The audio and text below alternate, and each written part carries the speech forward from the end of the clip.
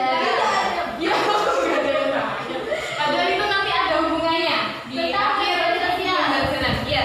Iya. Terus sekali. Hari ini kita mau belajar tentang adab menggunakan media sosial. Sebelumnya Ibu mau tanya dulu.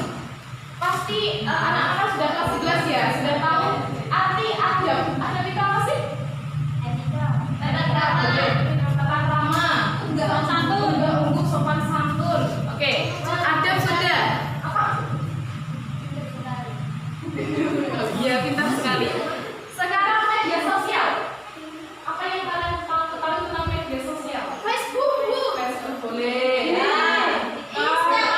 Instagram, WA. Itu kan contohnya. Kalau yang cara pengertiannya sudah tahu? Tidak. Oke, kita belajar ya. Internet. Apa sih yang mau kita pelajari? Yang pertama tentang pengertian, yang kedua tentang dalilnya, yang ketiga tentang adabnya bagaimana, kemudian yang keempat hikmahnya dari adab menggunakan media sosial. Yang pertama yaitu pengertian. Sudah betul tadi ada yang jawab sopan Bu, terus tata krama Bu, Bu sudah betul. Secara bahasa adab itu kesopanan, keharusan, dan kebaikan budi pekerti. Kalau secara istilah, adab itu adalah norma atau aturan mengenai sopan santun yang didasarkan pada aturan agama. Intinya adalah sopan santun. Sedangkan media sosial yaitu media berbasis internet atau online yang memungkinkan kita untuk berinteraksi secara sosial di dunia maya. Betul, seperti contohnya IG, TikTok, dan lain sebagainya. Sebentar, coba Ibu tanya dulu, kenapa sih kok kita itu harus mempelajari adab menggunakan media sosial? Agar tidak disalahgunakan. Agar tidak disalahgunakan, kita Mbak Lia. Ada lagi yang bisa menjawab, kenapa sih kok adab itu penting banget? Dan sekarang ini kita membahas tentang media sosial. Kenapa? Karena di zaman sekarang ini 90% lebih kita itu berkomunikasi itu menggunakan media sosial. Bahkan kita belajar pun bisa daring, kita rapat juga, meeting juga bisa lewat Zoom, lewat Meet dan lain sebagainya. Itu pentingnya. Selanjutnya yaitu tentang dalil mengenai adab menggunakan sosial media. Ayo kita baca bersama-sama. Bismillahirrahmanirrahim.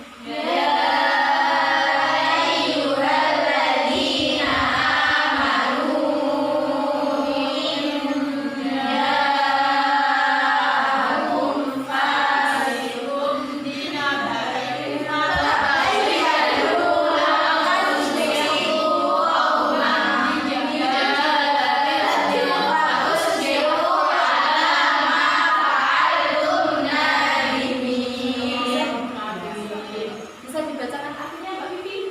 Wahai orang-orang yang beriman, jika seseorang yang fasik datang kepadamu membawa suatu berita, maka terimalah kebenarannya, agar kalian tidak mencelakakan suatu kaum karena kebodohan atau kecerobohan, yang akhirnya kamu menyesali perbuatannya itu.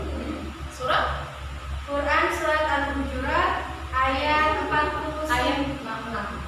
Iya, Ya, ayat 66. Oke, dari ayat ini dari ayat ini menjelaskan bahwasanya kalau kita mendapat kabar dari orang yang fasik, anak-anak tahu nggak orang fasik itu orang yang fasik?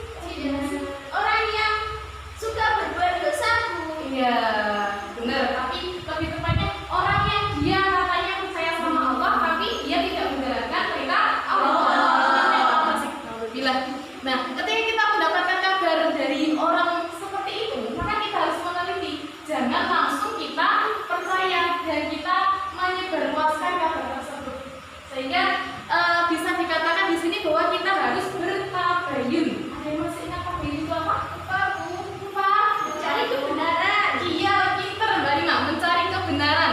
Atau kita cross check tentang apa yang mau kita berikan. Selanjutnya yaitu adab menggunakan media sosial. Yang pertama, niat yang baik. Nah, kita harus niat baik. Misal kita mau buat IG, oh berarti kita niat baiknya mau silaturahmi nih sama ini, kita mau berdakwah nih lewat postingan IG misalkan. Jangan kok kita mau punya akun WA tapi untuk mau nipu orang. Nah, itu tidak boleh ya, anak-anak. Terus yang kedua yaitu memilih teman yang baik, teman yang mengajak kita kepada kebaikan. Kalau mengajak kita kepada Allah jangan di apa ya? Bukan jangan ya, bukan sih, tapi diajak lagi ke kebaikan. Terus yang ketiga, meneliti fakta atau kebenaran informasi yang diterima. Seperti tadi, apalagi meneliti fakta namanya? Tabayun, pintar sekali. Terus yang selanjutnya menyampaikan informasi tanpa rekayasa atau manipulasi, jadi harus jujur. Terus yang selanjutnya mengajak pada kebaikan, berdakwah lewat media sosial. Itu bisa juga ya. Jadi memanfaatkan media sosial dengan hal-hal yang positif. Selanjutnya, menyampaikan informasi atau memberikan komentar sebaiknya dengan cara yang baik. Ojo gawe basa sing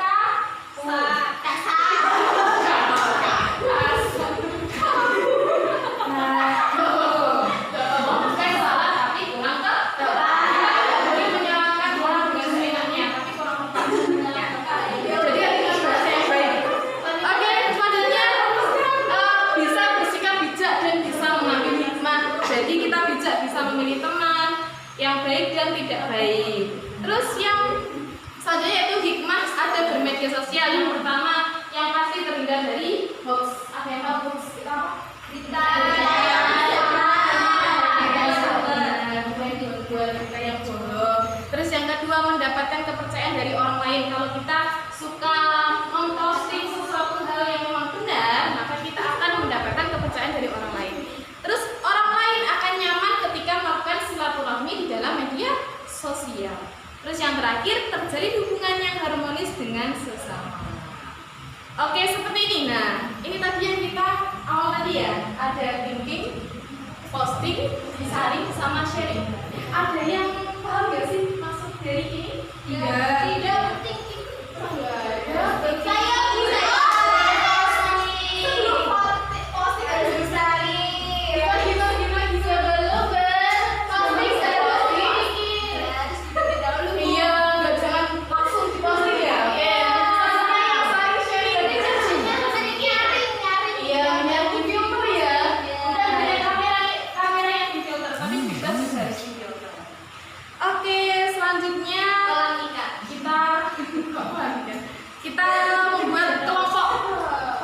Jadi di sini Ibu akan membuat 3 kelompok. Ada berapa anak ini? Ada 10. Ya, ada 10. Berarti nanti ada yang 3 sama ada yang 4. Kelompok 1 4, kelompok 2 3, kelompok 3 nanti tergantung hitungannya deh. Oke. Tugasnya yang pertama membuat kelompok, lalu memilih moderator. Ada yang tahu moderator itu apa? Iya, memandu nanti pas waktu presentasi. Jadi jangan lupa dipilih metodenya. Terus nanti ini sudah ditulis sama Ibu tentang tugasnya. Kelompok pertama yaitu tentang etika bermedia sosial. Terus yang kedua, kelompok 2 tentang dalil nakli yang belum ada pada materi yang sudah dijelaskan. Terus yang ketiga tentang dampak buruk kalau tidak menggunakan adab ketika bermedia sosial. Sekarang kita membentuk kelompok, dihitung mulai dari 1 dari Mbak Rima. 2, ada Leo. 1, 2, 1, 2. Dan sekarang bisa Ibu minta untuk membuat lingkaran. Cepat. Teman-teman ya.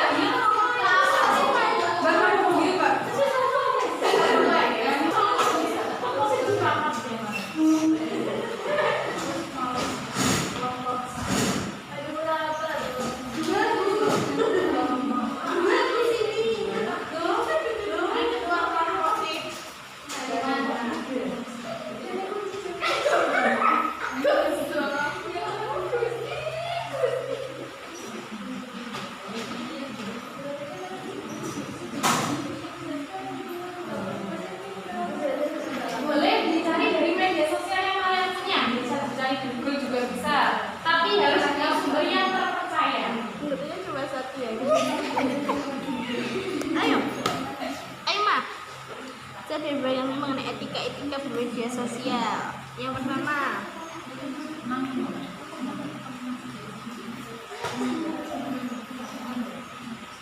Gimana Kak? Sudah selesai? Sudah belum? Oke. Karena waktu kita kayaknya nggak mencukupi ya untuk 3 kelompok, maka hari ini Ibu akan pilih 1 kelompok saja untuk presentasi. Untuk 2 kelompok lainnya kita undur minggu depan. Oke? Oke, untuk hari ini Ibu akan memilih kelompok 3. Silakan kelompok 3. Sudah dipilih moderatornya? sudah Bu. Siapa? Mbak Hilma. Oke, monggo. Ibu persilakan untuk mempresentasikan hasil diskusinya. Monggo, Mbak moderator. Waalaikumsalam warahmatullahi wabarakatuh. Dari kelompok 3 akan mempresentasikan membahas hasil diskusi kita lagi. Tentang apa Kak? Ada menggunakan media sosial. Ya. Di samping saya ada untuk materi yang pertama ada metode pemadan, ya, dan tidak lagi yang kelima. Kepada materi kami silakan. Ya. Hasil diskusi dari kelompok kami yang pertama adalah satu adanya cyberbullying, yaitu sudah dipastikan terjadi di media digital. Berkomentar yang buruk juga termasuk perundungan terlebih dilakukan berkali-kali ini dalam menjadikan mental seseorang katakanlah tidak tepat. Pada orang yang tidak tepat juga bisa berakibat fatal. Yang kedua adalah menyebarkan konten pornografi juga dapat menjadi dampak akibat kita tidak bisa menjaga etika di media sosial. Konten pornografi ini juga bisa menjadi ajang belajar atau lainnya. Yang ketiga adalah maraknya penyebaran berita bohong karena tidak memiliki kemampuan untuk beretika dan malas mencari fakta, sehingga tidak menyebarkan informasi yang padahal kita sendiri tidak tahu kebenarannya. Harus hubungan sosial, misalnya ketika media sosial digunakan sebagai ajang untuk saling menggunjing, mengenal lomba penyampaian, maka hal tersebut akan berakibat renggangnya hubungan antara satu orang dengan yang lainnya. Terima kasih. Dan selanjutnya kemudian adalah Demikianlah salah satu kasus di medsos akibat kurangnya adab dalam bermedsos. Selanjutnya untuk sesi berdiskusi, silakan untuk teman-teman yang ingin bertanya terkait diskusi kita. Saya mau bertanya. Iya, Kan ketika dijelaskan bahwa dampak ketika tidak menggunakan adab dalam media sosial, dampaknya yaitu cyberbullying.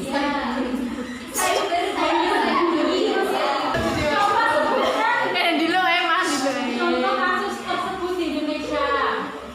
Oke, yang saya tangkap dari saya, berikan contoh kasus cyberbullying yang ada di Indonesia. Apakah seperti itu? iya, seperti itu, ya kan? Ya, materi kita akan segera menjawab.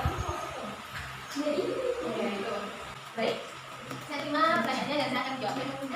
Salah satu contoh kasus cyberbullying yaitu adalah seorang selebgram, ya contohnya banyak sekali selebgram asal Probolinggo, yaitu Lulu Nuril. Tahu? Tidak. Yang telah melakukan kekerasan verbal di dalam medsos atau cyberbullying kepada murid SMK. Coba cari di Google. Cyberbullying yang terjadi berupa video di selebgram yang membentak dan mengawal murid SMK saat murid SMK tersebut sedang magang di sebuah swalayan. Akibat dari cyberbullying tersebut, murid SMK tersebut hilang kepercayaan diri dan belajar mengundurkan diri untuk tidak magang lagi lalu bunuh diri. Begitu. Bagaimana? Ya, terima kasih atas jawabannya. Sama-sama atas pertanyaannya. alhamdulillah, apakah ada yang ingin menambahi dari pendapat kelompok kami? Ada? Tidak. Alhamdulillah. Sudah jelas dan dapat diterima. Demikianlah presentasi dari kelompok 3. Kami mohon maaf yang sebesar-besarnya. Assalamualaikum warahmatullahi wabarakatuh. Waalaikumsalam warahmatullahi wabarakatuh. Berikan tepuk tangan. Sudah sangat bagus sekali jawabannya.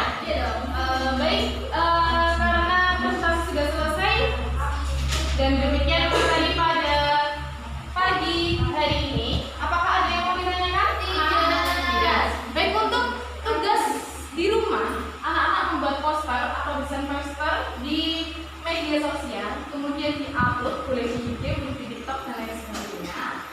Nanti diberi nama dan anggota di satu kelompok bertugas untuk mengomentari postingan tersebut. Paham anak-anak? Paham. Baik, boleh tempat duduknya di menghadap ke ibu lagi.